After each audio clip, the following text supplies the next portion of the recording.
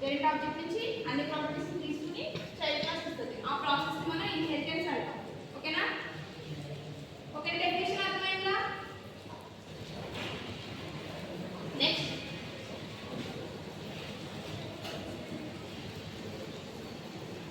what is the use of inheritance? మనం inheritance ఎందుకు use చేస్తున్నాం? For over riding purpose. అంటే ఒక పెద్ద ప్రోగ్రామ్ ఉందన్నమాట. చిన్న ప్రోగ్రామ్ అయితే మెథడ్ రాస్తారు, మళ్ళీ అదే మెథడ్ రిపీట్ అయితే రాయగలం మనం.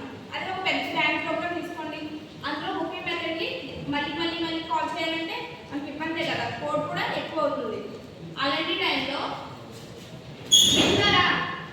టైంలో మనం ఓవర్ రైడింగ్ అనే కాన్సెప్ట్ని యూజ్ చేసి ఏదైతే పేరెంట్ క్లాస్లో మెథడ్ ఉందో అదే దాన్ని ఎక్స్ట్రా కీవర్డ్ యూజ్ చేసి మనం మళ్ళీ చైల్డ్ క్లాస్ కూడా కాల్ చేయగలం. మళ్ళీ రాయగలదు, కోడ్ కాంప్లెక్సిటీ తగ్గుతుంది, కోడ్ అనేది ఎఫిషియెంట్గా ఉంటుంది. ఓకేనా?